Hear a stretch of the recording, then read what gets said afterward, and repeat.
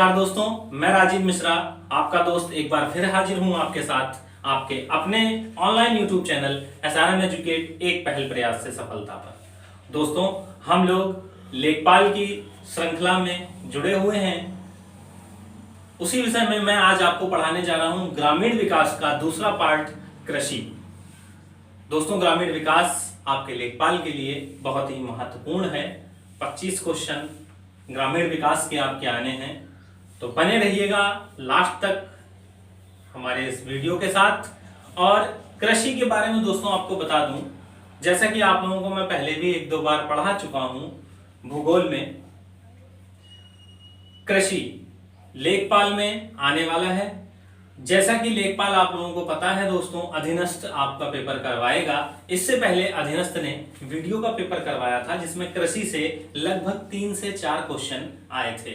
तो उसी को देखते हुए हम लोग पीछे नहीं रहेंगे, कोशिश करेंगे कि लेखपाल की भी भर्ती जो करा रहा है दोस्तों, वो अधीनस्थ करा रहा है, तो हो सकता है कृषि से आपके अच्छे खासे क्वेश्चन बन जाएं। और मेरी कोशिश ये रहेगी दोस्तों कि आपको, जब आप मेरे साथ जुड़े हुए हैं, तो केवल और केवल आपको हमारे संस्थान की वीडियो देखनी पड़े, आपको कहीं मार्केट में ना जाना पड़े, आपको कहीं भटकना ना पड़े ग्रामीण विकास के लिए, लेखपाल के किसी भी सब्जेक्ट के लिए। तो दोस्तों, आज हम लोग शुरू करेंगे कृषि। बने रहिएगा हमारे साथ अंत तक, बहुत ही महत्वपूर्ण टॉपिक होगा। और आप कह सकते हैं कि ये कृषि का एक तरह का मास्टर वीडियो होगा। कृषि, इस वीडियो के बाद कृषि से एक भी प्रश्न आपका नहीं छूटेगा। जो लोग नए हैं, हमारे चैनल को देख रहे हैं, हमारे वीडियोस को देख रहे हैं, उनसे अनुरोध है कृपया करके हमारे चैनल को सब्सक्राइब करें। और जिन्हें हमारे वीडियोस अच्छे लगें, सबसे नहीं कह रहा हूं, जिन्हें हमारे वीडियोस अच्छे लगें, वो एक बार प्यार से उसको आगे जरूर बढ़ा दें, सब्सक्राइब जरूर कर दें और हमारे परिवार को, SRM परिवार को जितना ज्यादा हो सके बड़ा बनाएं। यही आप लोगों से अनुरोध है दोस्तों। ऐसा हम लोग इसलिए कहते हैं क्योंकि आपका जब प्यार, स्नेह सब मिलता है तो हम लोग भी उत्साहित होते हैं। हम लोगों को भी लगता है कि हाँ, अपने स्टूडेंट्स को अच्छे से अच्छा दिया जाए, क्योंकि वो लोग भी मेहनत कर रहे हैं हमारे साथ साथ। तो कुछ मेहनत हम कर रहे हैं और कुछ प्रयास आप भी करें। मेहनत आपको नहीं करनी है, आपको मात्र प्रयास करना है। 1-2 बार आप सब्सक्राइब करवाइए। पर कैंडिडेट अगर 1 या 2 सब्सक्राइब करवाएगा तो चैनल एक दिन जरूर हमारा आसमान को छूएगा। चलिए, इसी अपेक्षाओं के साथ मैं शुरू करता हूं आज का अपना कृषि। कृषि के बारे में दोस्तों, जैसा कि आपको बताएं कि वर्ष 2011 की जनगणना के अनुसार दोस्तों, मैं आपको पूरा कृषि पूरे डायग्राम के अनुसार पढ़ाऊंगा और आप लोग ऐसे ही, जैसा मैं डायग्राम के अनुसार बता रहा हूं, वैसे ही घर में आप लोग कॉपी में नोट करते जाइएगा। और वादा है आपका, कृषि से अगर लेखपाल में कोई भी प्रश्न आएगा तो नहीं छूटेगा। चलिए, तो कृषि में अगर देखा जाए तो 2011 की जनगणना के अनुसार भारत की कुल जनसंख्या का लगभग 54.6% कृषि कार्य में लिप्त है या इससे संबंधित कार्यों में लगा हुआ है। बहुत ही बड़ा नंबर है ये। भारत की 50% से अधिक जनसंख्या कृषि में जुड़ी हुई है। इसीलिए हमारे देश को कृषि प्रधान देश भी कहा जाता है, क्योंकि भारत की बहुतायत जनसंख्या किससे जुड़ी हुई है दोस्तों? कृषि से जुड़ी हुई है, प्राथमिक क्षेत्रों से जुड़ी हुई है। प्राथमिक क्षेत्रों में जैसे आपका पशुपालन आता है, कीट पालन आता है, मत्स्य पालन आता है और कृषि का क्षेत्र कार्य आता है। तो दोस्तों, प्राथमिक क्षेत्र में आपको पहले ही बता चुका था। इसके बाद अगर चर्चा करें कि देश के सकल मूल्य उत्पादन में, देश के सकल मूल्य सवर्ण में इस क्षेत्र का लगभग 17.4% हिस्सा रहता है। कृषि का देश के सकल मूल्य सवर्ण में कुल हिस्सा कितना रहता है दोस्तों? तो 17.4% हिस्सा रहता है। अब अगर बात करें भारत सरकार भी कृषि कार्यों के लिए अपना कार्य कर रही है। बहुत सारी संस्थाएं उसने बना रखी हैं जो कार्यरत हैं कृषि को उन्नत बनाने के लिए, कृषि का उत्पादन और अच्छे से अच्छा करने के लिए। तो भारत सरकार ने किसानों के लिए राष्ट्रीय किसान नीति को मंजूरी दी वर्ष 2007 में। किस वर्ष में दी दोस्तों? तो वर्ष 2007। इसका वर्ष आपको बहुत महत्वपूर्ण है, इसको याद रखना है। हो सकता है क्वेश्चन ऐसा बन जाए कि राष्ट्रीय किसान नीति किस वर्ष मंजूरी दी गई। तो राष्ट्रीय किसान नीति को वर्ष 2007 में मंजूरी दी गई। चलिए आगे देखते हैं दोस्तों। कृषि की अगर चर्चा करी जाए तो इस संविधान में इसकी 7वीं अनुसूची में इसकी चर्चा है कृषि की। इसमें चर्चा है दोस्तों 7वीं अनुसूची में कृषि की चर्चा है, और 7वीं अनुसूची में इसको दोस्तों समवर्ती सूची में रखा गया है। समवर्ती सूची का मतलब होता है जिस पर कानून राज्य और केंद्र दोनों मिलकर बनाएगा, यानी कि कृषि पर, हमारे देश में जो कृषि है उस पर कानून राज्य सरकार और केंद्र सरकार दोनों मिलकर बनाएंगी, दोनों उस पर कार्य कर सकती हैं। इसलिए कृषि को किस पे रखा गया है दोस्तों? 7वीं अनुसूची में समवर्ती सूची में रखा गया है। अच्छा सा क्वेश्चन यहां से भी आपसे बन सकता है दोस्तों। तो दोस्तों आपसे यहां से भी एक क्वेश्चन बहुत अच्छा सा बन सकता है कि कृषि को किस अनुसूची में रखा गया? तो कृषि को 7वीं अनुसूची में रखा गया। दोस्तों आपको पढ़ाने के साथ साथ मैं आपके क्वेश्चन भी क्लियर कराते जा रहा हूं। चाहें तो आप नोट्स के साथ एक क्वेश्चन की कॉपी अलग से बना लें। जो जो क्वेश्चंस मैं बोल रहा हूं वो आप लोग जॉट डाउन करते जाइएगा, नोट डाउन करते जाइएगा। तो कृषि को किस अनुसूची में रखा गया है? तो कृषि को 7वीं अनुसूची में रखा गया है। किस सूची में है? तो समवर्ती सूची में है। केंद्र सूची, राज्य सूची और समवर्ती सूची, 3 सूचियां होती हैं। ये संतोष सर आपको बहुत अच्छे से पढ़ाएंगे। और अब अगर बात करी जाए कि वर्ष 2004 में दोस्तों राष्ट्रीय कृषक आयोग आया। राष्ट्रीय कृषक आयोग जो आया दोस्तों वो 11वीं पंचवर्षीय योजना में आया। किस पंचवर्षीय योजना में आया? 11वीं पंचवर्षीय योजना में आया वर्ष 2004 में राष्ट्रीय कृषक आयोग। तो 2 डेटें आपको याद रखनी है, 2 वर्ष आपको याद रखने हैं, एक वर्ष 2007 और एक वर्ष 2004। वर्ष 2007 में राष्ट्रीय किसान नीति बनी। वर्ष 2004 में राष्ट्रीय कृषक आयोग की गणना हुई, गठन हुआ। और किस पंचवर्षीय योजना के तहत इसको रखा गया दोस्तों? तो 11वीं पंचवर्षीय योजना के तहत रखा गया। राष्ट्रीय कृषक आयोग का काम क्या हुआ दोस्तों? राष्ट्रीय कृषक आयोग ने कहा, इसने सिफारिश करी इस आयोग ने कि कृषि को समवर्ती सूची में रखा जाए। पहले कृषि केंद्र सूची में था, फिर कहा गया, इस सिफारिश के तहत कहा गया, राष्ट्रीय कृषक आयोग की सिफारिश के तहत, कि कृषि को समवर्ती सूची में रखा जाए, क्योंकि मेन कार्य जो हो रहा है वो राज्य के अंदर ही हो रहा है। केंद्र अपना कानून बना देगी, केंद्र तो दिल्ली में बैठी है या वहां से संचालित करेगी, लेकिन इस पर राज्य को भी कानून बनाने का हक होना चाहिए। तो कृषि को समवर्ती सूची में शामिल करने की सिफारिश किसने करी थी? राष्ट्रीय कृषक आयोग, वर्ष 2004। तो ये 2 वर्ष आपको दोस्तों बहुत अच्छे से याद रखने हैं। राष्ट्रीय किसान नीति 2007 और राष्ट्रीय कृषक आयोग वर्ष 2004। अब दोस्तों इसका आप लोग स्क्रीनशॉट ले लीजिए और साथ में नोट्स बनाते जाइए। वादा करता हूं आपका लेखपाल ग्रामीण विकास से एक भी क्वेश्चन नहीं छूटेगा। बने रहिए हमारे साथ, जल्दी से स्क्रीनशॉट ले लीजिए।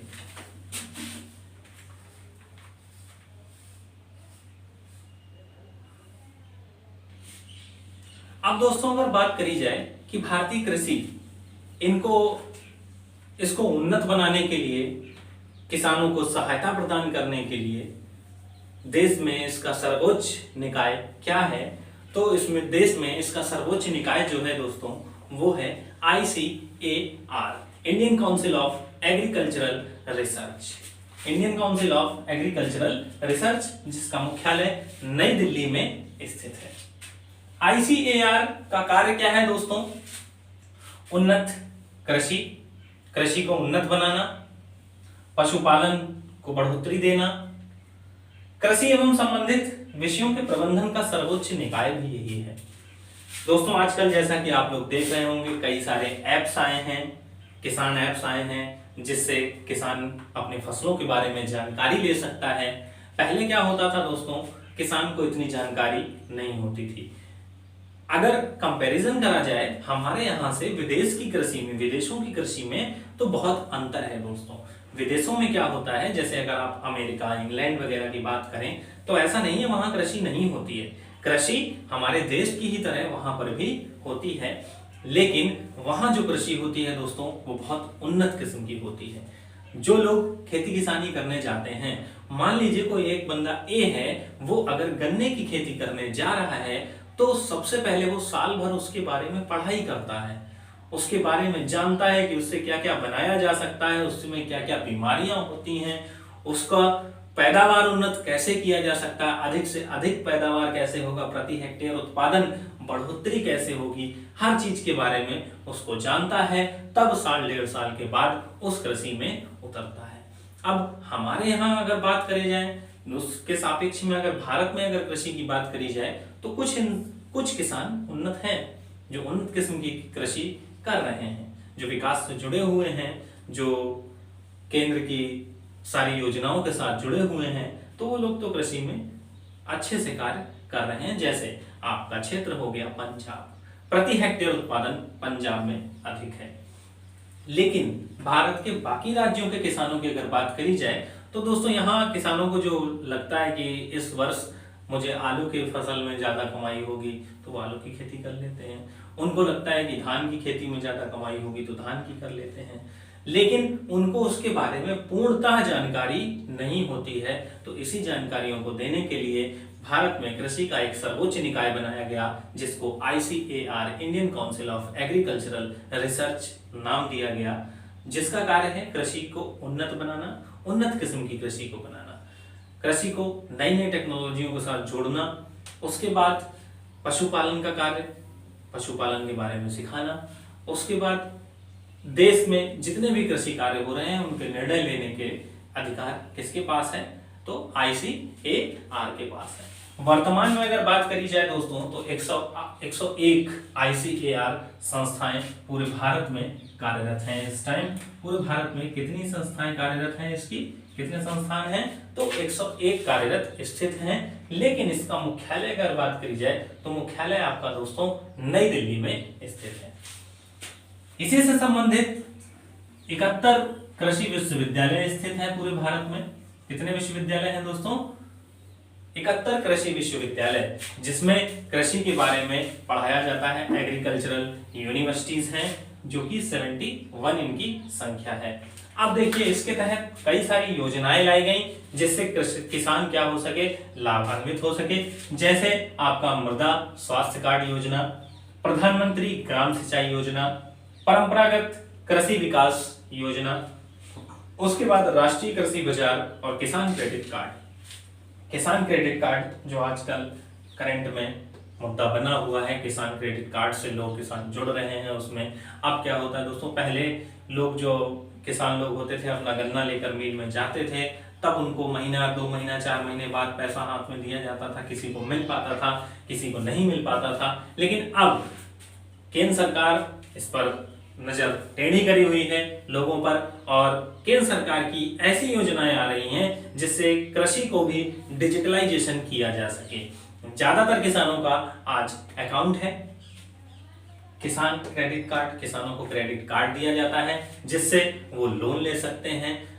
किसी आपदा के समय में उनकी सहायता करेगी केंद्र सरकार, संबंधित बैंक से लोन भी ले सकते हैं। तो ये कई सारी योजनाएं हैं जिससे भारतीय कृषि को कैसा बनाया जाए, उन्नत किस्म का बनाया जाए। कौन कौन सी हैं योजनाएं, एक बार फिर देख लीजिए। मृदा स्वास्थ्य कार्ड योजना, प्रधानमंत्री ग्राम सिंचाई योजना, परंपरागत कृषि विकास योजना, राष्ट्रीय कृषि बाजार और किसान क्रेडिट कार्ड। राष्ट्रीय कृषि बाजार में आपको राष्ट्रीय कृषि बाजार में फसलों के दाम मिल जाएंगे कि किस दाम में फसल चल रही है।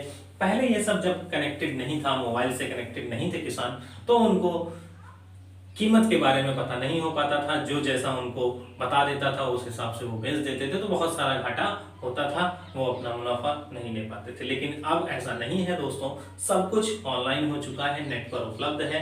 किसान चाहते हैं तो अपना डेली का डेली मंडी में जो रेट चल रहा है उसको भी देख सकते हैं। सबके अकाउंट हैं, पैसा सीधा किसानों के अकाउंट में आता है। जल्दी से इसका स्क्रीनशॉट ले लीजिए, फिर बढ़ते हैं दोस्तों हम लोग आगे। अब दोस्तों अगर चर्चा करी जाए, हम लोग बात करें फसलों की, कृषि के सारे निकायों के बारे में बात हो चुकी है, कृषि के सर्वोच्च निकाय के बारे में बात हो चुकी है। तो अब अगर बात करें हम लोग फसल की, फसल के वर्गीकरण की अगर बात करें तो फसल को दोस्तों जो वर्गीकरण किया गया है वो 4 भागों में किया गया है। सबसे पहला है आपका ऋतुओं के आधार पर फसल, दूसरा है आपका पौधों के जीवन चक्र के आधार पर फसल, और तीसरा है भूमि के आधार पर फसल, और चौथा है आर्थिक आधार पर फसल। ऋतुओं के आधार पर फसल जैसे आपकी रबी हो गई, खरीफ हो गई, जायद हो गई।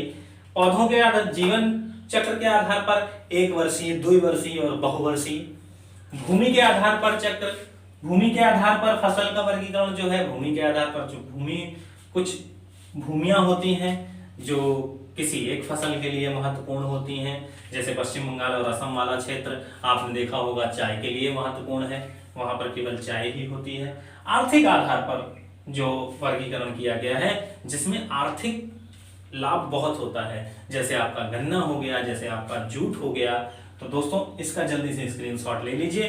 फिर पढ़ते हैं ऋतुओं के आधार पर सबसे पहले वर्गीकरण। जल्दी से स्क्रीनशॉट लीजिए।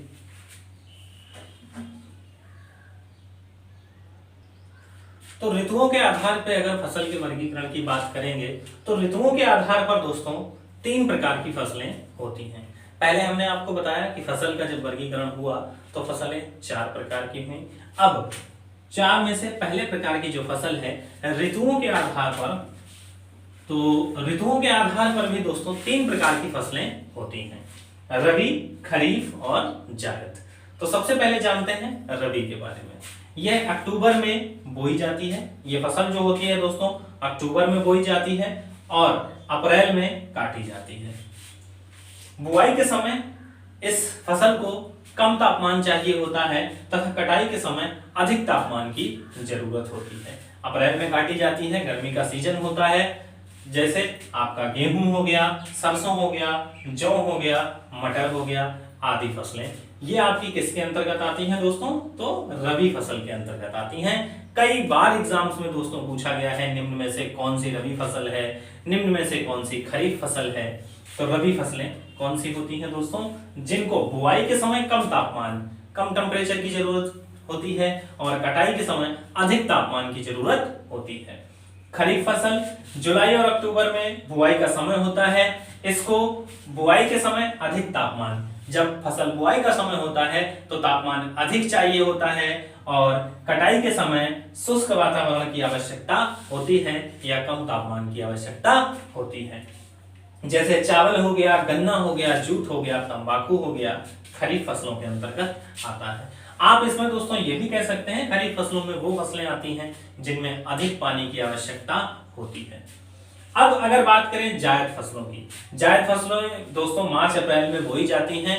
ये फसलें अधिक तापमान सहन कर सकती हैं, शुष्क वातावरण सहन कर सकती हैं, जैसे आपका खीरा हो गया, ककड़ी हो गया, खरबूज हो गया, तरबूज हो गया, फूट हो गया। तो ये सारी फसलें हैं दोस्तों ऋतुओं के आधार पर। जल्दी से स्क्रीनशॉट ले लीजिए, फिर देखते हैं आगे।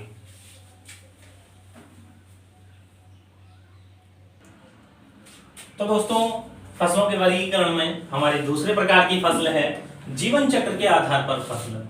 दोस्तों आशा करता हूं आप लोगों को बहुत अच्छे से समझ में आ रहा होगा। समझ में आ रहा है कि नहीं आ रहा है जल्दी से मुझे कमेंट करके बताइए, यस नो जल्दी लिख के भेजिए, फिर हम आगे बढ़ते हैं।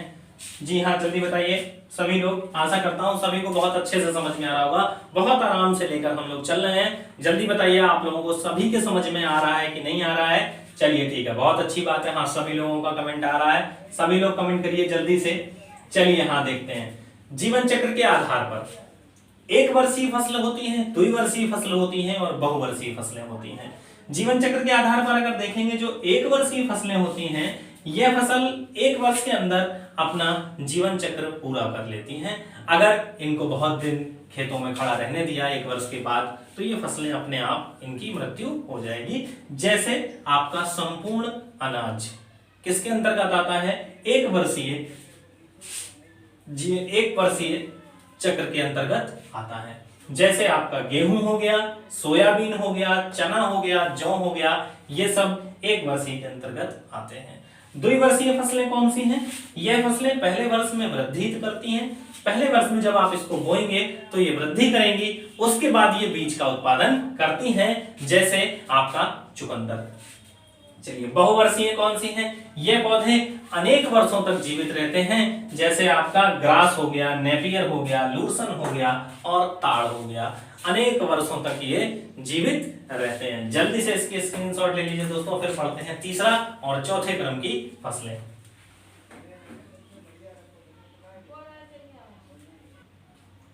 अब दोस्तों बात करी जाए अगर तीसरे वर्गीकरण में, तो भूमि के आधार पर जो फसलें होती हैं वो भी दोस्तों 3 प्रकार की होती हैं। कौन कौन सी? हल्की भूमि की फसलें जैसे बाजरा, मूंग, ककड़ी और मूंगफली। भारी भूमि की फसलें जहां पर भूमियां भारी होती हैं, कपास, धान। कपास और धान भारी भूमि में होता है। मध्यम भूमि की फसलें तो सब्जियां इस वर्ग के अंतर्गत आती हैं। किस वर्ग के अंतर्गत आती हैं सब्जियां? मध्यम भूमि की फसलों के अंतर्गत आती हैं। तो हल्की भूमि की फसलें बाजरा, मूंग, ककड़ी और मूंगफली। भारी भूमि की फसलें कपास और धान। मध्यम भूमि की फसलें सब्जियां इस वर्ग में आती हैं। और चौथा वर्गीकरण के आधार पर देखते हैं तो आर्थिक आधार हमारा आता है। आर्थिक आधार में कई सारी फसलें हैं, जैसे अनाज की फसलें हो गई, मोटी अनाज की फसलें हो गई, दलहनी हो गई, रेशे वाली फसलें हो गई, चीनी वाली फसलें हो गई और चारे वाली फसलें हो गई। अनाज की फसलें जैसे आपको पता होगा, अनाज में गेहूं, धान, जौ, चना ये सब आता है। मोटे अनाज में ज्वार, मक्का, बाजरा। दलहनी फसलें चना, मटर, मूंग, उड़द, मसूर, अरहर। रेशे वाली फसलें कपास, जूट और सनई। चीनी वाली फसलें गन्ना और चुकंदर। सबसे मोस्ट इंपॉर्टेंट चीनी वाली फसलें कई बार एग्जाम्स में पूछी गई हैं। चारे वाली फसलें बरसीम, लोबिया और घास। तो ये चीनी वाली फसलें आप लोग याद रखिएगा दोस्तों। चुकंदर और गन्ना कई बार एग्जाम्स में पूछा गया है दोस्तों कि निम्न में से किस फसल में चीनी होती है, चीनी उत्पादित होती है। तो गन्ना तो सभी को याद रहता है, आपको याद करना है चुकंदर, बीटरूट। चलिए इसका जल्दी से स्क्रीनशॉट ले लीजिए, फिर देखते हैं आगे का पार्ट। तो अब दोस्तों देखते हैं हम लोग वनस्पतिक वर्गीकरण, फसलों का वनस्पतिक वर्गीकरण। ये जो दोस्तों फसलों का वर्गीकरण चल रहा है बहुत महत्वपूर्ण टॉपिक है आपका। जरूर इसमें से एक आध क्वेश्चन आपको देखने को मिलेगा, तो परेशान नहीं होना है। हो सकता है कई लोग पहली बार पढ़ रहे हो जिनको पता ही ना हो ये सब क्या है, तो उनको भी परेशान नहीं होना है। पहली बार में इसको आप कहानी की तरह सुन लीजिए बस। दूसरी बार जब आप वीडियो देखेंगे तब आपको अच्छे से समझ में आ जाएगा। वनस्पतिक वर्गीकरण, वनस्पतिक वर्गीकरण में आपका घास परिवार आता है। घास परिवार जैसे आपके बड़ी बड़ी घासें होती हैं और फल जो होता है दोस्तों वो ऊपर लगता है। जैसे आपका गेहूं हो गया, जैसे आपका धान हो गया, ये सब किसके अंतर्गत आता है दोस्तों? घास परिवार के अंतर्गत आता है। अब बात करें कंपोजिटी परिवार, मोस्ट इंपॉर्टेंट परिवार जो कई बार एग्जाम्स में पूछा गया है। इसको आईएमपी लिख दे रहा हूं दोस्तों, आप लोगों को जरूर याद कर लेना है, इसको रट लीजिए। कंपोजिटी परिवार गेंदा और सूरजमुखी कई बार एग्जाम्स में पूछा गया है। निम्न में से कौन सी फसल कंपोजिटी परिवार की है या निम्न में से कौन सी फसल कंपोजिटी परिवार की नहीं है। मटर परिवार में आपका पूरा दलहन आता है, जैसे चना, मटर, मूंग, मसूर, उड़द, अरहर। चीना पोटेसी नेक्स्ट मोस्ट इंपॉर्टेंट है दोस्तों आपका चीना पोटेसी। चीना पोटेसी परिवार में आपका सॉरी चुकंदर और बथुआ, ये दोनों आपको दोस्तों बहुत अच्छे से याद रखने हैं। एक आपका कंपोजिटी परिवार और दूसरा आपका कौन सा हो गया? चीना पोटेसी परिवार। ये दोनों पूछे जा सकते हैं, दोनों तरफ से पूछे जा सकते हैं। जैसे चुकंदर किस परिवार के अंतर्गत आती है? चीना पोटेसी, कंपोजिटी, लिलिएसी। मटर परिवार किसके अंतर्गत आती है? तो ये आपको बताना होगा। या निम्न में से कौन सी फसल चीना पोटेसी परिवार के अंतर्गत आती है, ऐसे भी पूछा जा सकता है। तो कंपोजिटी परिवार में आपका गेंदा और सूरजमुखी आता है और चीना पोटेसी परिवार में आपका चुकंदर और बथुआ आता है। लिलिएसी परिवार प्याज और लहसुन। कपास परिवार में आपका कपास और पटसन और गुड़हल, ये 3 फसलें आती हैं। तो इसमें दोस्तों आपको 2 मोस्ट इंपॉर्टेंट है, जरूर जरूर जरूर याद रखनी है। कंपोजिटी परिवार और चीनापोडेसी परिवार, इनकी फसलें रट लीजिएगा, इनका परिवार रट लीजिएगा। अब बात करते हैं मृदा के आधार पर। मृदा के आधार पर दोस्तों दो भागों में बांटा गया है। मृदा के पीएच के आधार पर, मृदा के पीएच के आधार पर क्या है दोस्तों, किसी मृदा का पीएच अधिक होता है, किसी मृदा का पीएच कम होता है। और मृदा के कटाव के आधार पर कुछ ऐसी फसलें हैं जो मृदा के कटाव को रोकती हैं और कुछ ऐसी फसलें हैं जो मृदा कटाव को बढ़ावा देती हैं, मृदा के कटाव को बढ़ाती हैं। जैसे आपकी मृदा पीएच के आधार पर अगर फसलें हम बात करेंगे तो ऊसर वाली फसलें जैसे धान, जौ और बरसीम। अम्लीय फसलें राई और आलू, जो जैसा कि आपको पता होगा अपने इन क्षेत्रों में, फर्रुखाबाद वाले क्षेत्रों में आलू बहुतायत मात्रा में होता है, तो ये किस फसलों के अंतर्गत आएगा दोस्तों, अम्लीय फसलों के अंतर्गत आता है हमारा आलू और राई। अब अगर मृदा कटाव के आधार पर हम फसलों की बात करते हैं दोस्तों, तो मृदा कटाव के आधार पर मृदा कटाव रोकने वाली फसलें मूंग और मूंगफली, फलियां, ये सब क्या होती हैं दोस्तों, मृदा कटाव को रोकने वाली फसलें होती हैं। अब अगर बात करते हैं मृदा कटाव बढ़ाने वाली फसलें, तो आपका मक्का हो जाएगा और अंडी हो जाएगा। मक्का और अंडी से मृदा का कटाव क्या होता है दोस्तों, बढ़ता है। जल्दी से इसका स्क्रीनशॉट ले लीजिएगा दोस्तों। अब बात करेंगे हम लोग खेती के प्रणालियों के बारे में, किस किस प्रणाली की खेती होती है। जल्दी से इसका स्क्रीनशॉट ले लीजिए। तो अब दोस्तों बात करते हैं हम लोग खेती की कुछ प्रणालियों के बारे में। आशा करता हूं दोस्तों आप लोगों को सब अच्छे से समझ में आ रहा होगा। खेती की प्रणालियों की बात करी जाए तो कुछ 5 किस्म की खेती की प्रणालियां हैं, 6 किस्म की। सबसे पहले दोस्तों आपकी आती है एकल खेती। एकल खेती क्या होती है दोस्तों, जिन क्षेत्रों का वातावरण किसी फसल विशेष के लिए उपयुक्त होता है उसको एकल खेती कहा जाता है। मतलब जहां पर एक ही खेती हो पाए, मोनो एग्रीकल्चरिंग, वही कहलाती है एकल खेती।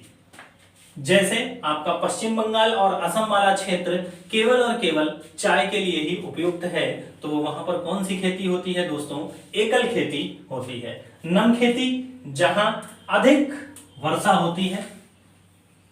नम खेती नाम से ही पता चल रहा है, नम है, नम खेती जहां पर वर्षा अधिक होती है। यहां पर फसलें कौन कौन सी होती हैं दोस्तों, चावल, जूट और गन्ना। कौन कौन सी हैं, चावल, जूट और गन्ना।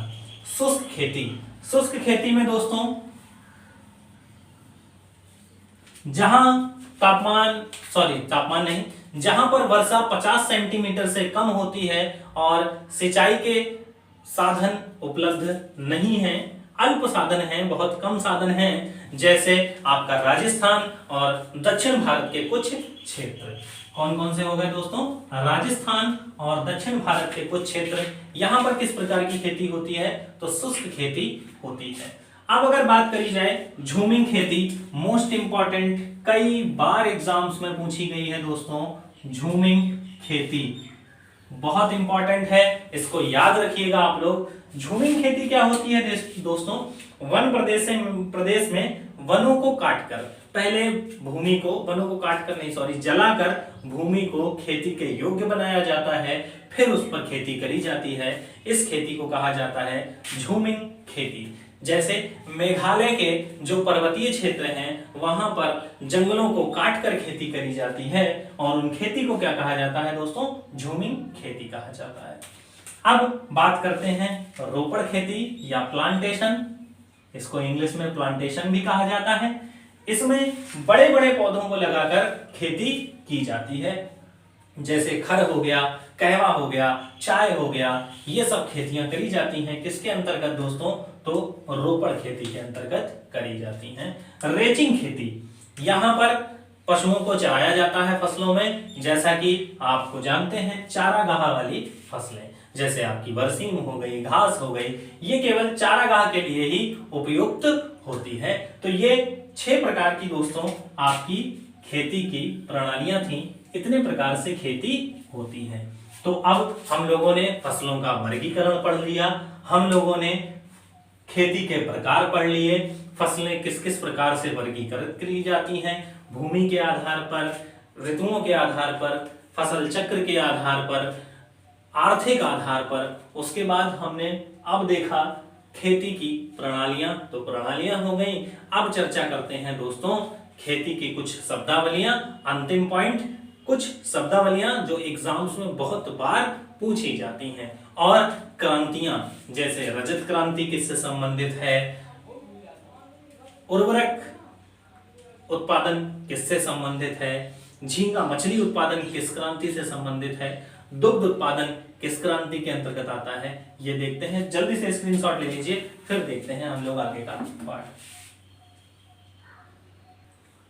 तो आइए दोस्तों अब चर्चा करते हैं हम लोग कुछ प्रमुख क्रांतियों की। दोस्तों मैं आपके लिए पहले से लिख के इसलिए रख लेता हूं कि साथ में लिखूंगा तो आपका टाइम वेस्ट होगा, टाइम वेस्टिंग ना हो, कम समय में अच्छी पढ़ाई की जा सके, इसलिए मैं आपके लिए पहले से ही लिख के रख लेता हूं। तो कुछ प्रमुख क्रांतियां जो एग्जाम्स में कई बार पूछी गई हैं दोस्तों, जैसे भूरी क्रांति उर्वरक उत्पादन से संबंधित है, श्वेत क्रांति दुग्ध उत्पादन से संबंधित है, ऑपरेशन फ्लड दुग्ध उत्पादन के लिए चलाया गया था जिसमें बहुत हाथ रहा था हमारे वर्गीस कुरियन जी का, सिल्वर क्रांति कपास उत्पादन के लिए संबंधित है, रजत क्रांति अंडा एवं मुर्गी उत्पादन के लिए संबंधित है, गोल क्रांति आलू से संबंधित है, सुनहरी क्रांति बागवानी से संबंधित है, लाल क्रांति मांस और टमाटर से संबंधित है, गुलाबी क्रांति झींगा मछली उत्पादन से संबंधित है, ब्लैक क्रांति वैकल्पिक ऊर्जा से संबंधित है, बादामी क्रांति मसाले उत्पादन और इंद्रधनुषी क्रांति, इसमें सभी फसलों को बढ़ावा दिया जाता है और इसको दोस्तों कहा जाता है दूसरी कृषि नीति। इंद्रधनुषी क्रांति को दूसरी कृषि नीति कहा जाता है। इसमें से दोस्तों सभी इंपॉर्टेंट हैं, लेकिन जो इस बार के लिए मोस्ट इंपॉर्टेंट है आपका वो ब्लैक क्रांति या जो संबंधित है वैकल्पिक ऊर्जा से। तो एक बार फिर से देख लीजिए, भूरी क्रांति उर्वरक, श्वेत क्रांति दुग्ध उत्पादन, ऑपरेशन फ्लड दुग्ध उत्पादन, सिल्वर क्रांति कपास, रजत क्रांति अंडा एवं मुर्गी, गोल क्रांति आलू, लाल क्रांति मांस एवं टमाटर, सुनहरी क्रांति बागवानी, गुलाबी क्रांति झींगा मछली, ब्लैक क्रांति वैकल्पिक ऊर्जा, बादामी क्रांति मसाले उत्पादन से संबंधित है और लास्ट में आपकी इंद्रधनुषी क्रांति दूसरी कृषि नीति भी कहा जाता है इसको, सन 2000 में हुई थी ये और सभी फसलों को बढ़ावा दिया जाता है इसमें। अब दोस्तों कुछ शब्दावलियां जो आपसे कई बार एग्जाम्स में पूछी गई हैं, मोस्ट इंपॉर्टेंट हैं। आर्बोरिकल्चर, इसमें वृक्षों एवं झाड़ियों की कृषि और उसके प्रबंधन के बारे में देखा जाता है, समझा जाता है। फ्लोरिकल्चर व्यापारिक फसलों की खेती होती है इसमें। आर्बोरिकल्चर क्या है दोस्तों, वृक्षों और झाड़ियों की कृषि और प्रबंधन होता है इसमें। फ्लोरिकल्चर व्यापारिक फसलों की खेती होती है इसमें। सेरीकल्चर रेशम और कीट पालन से संबंधित है। विटिकल्चर अंगूर उत्पादन से संबंधित है। मेरीकल्चर समुद्री जीवों के उत्पादन से संबंधित है। ओलेरीकल्चर सब्जियों का उत्पादन। सिल्वीकल्चर वनों के संरक्षण एवं संवर्धन से संबंधित है। पोमोलॉजी जिसमें फलों का अध्ययन किया जाता है उसको पोमोलॉजी कहा जाता है। और एक्वाकल्चर जिसमें व्यापारिक मत्स्य उत्पादन से संबंधित है। तो ये सारे कल्चर्स हैं कुछ जो पूछे जाते हैं। आर्बोरिकल्चर वृक्ष एवं झाड़ियों की कृषि से संबंधित है। फ्लोरिकल्चर व्यापारिक फसलों की खेती से संबंधित है। सेरीकल्चर रेशम कीट पालन। विटिकल्चर अंगूर उत्पादन। मेरीकल्चर समुद्री जीवों का उत्पादन। ओलेरीकल्चर सब्जियों का उत्पादन। सिल्वीकल्चर वनों के संरक्षण एवं संवर्धन। पोमोलॉजी में फलों का अध्ययन किया जाता है। और एक्वाकल्चर व्यापारिक मत्स्य उत्पादन। तो ये था दोस्तों आपका कृषि का एक व्यापक वीडियो। दोस्तों मैं वादा करता हूं आपसे, अगर ये वीडियो आप अच्छे से देख लेंगे, नोट्स अच्छे से घरों में बना लेंगे और याद कर लेंगे तो 100% गारंटी है कृषि का अगर आपसे क्वेश्चन आएगा तो इससे बाहर नहीं आएगा। इसके बाद जैसे ही ग्रामीण विकास हमारा खत्म होगा, मैं ग्रामीण विकास की टेस्ट श्रृंखला चलाऊंगा जिसमें आपको डेली 30 से 40 क्वेश्चन की मैं प्रैक्टिस कराऊंगा और वो लगभग 10 प्रैक्टिस सेट आपके होंगे। तो आशा करता हूं कि आपको आज का वीडियो बहुत अच्छे से समझ में आया होगा। और दोस्तों, अगर आपको वीडियो अच्छा लगा हो, पसंद आया हो, तो वीडियो को लाइक जरूर करिए, कमेंट जरूर करिए और प्लीज शेयर जरूर करिएगा अगर वीडियो आपको पसंद आया हो। तब तक के लिए नमस्कार, जय हिंद, जय भारत। मिलते हैं।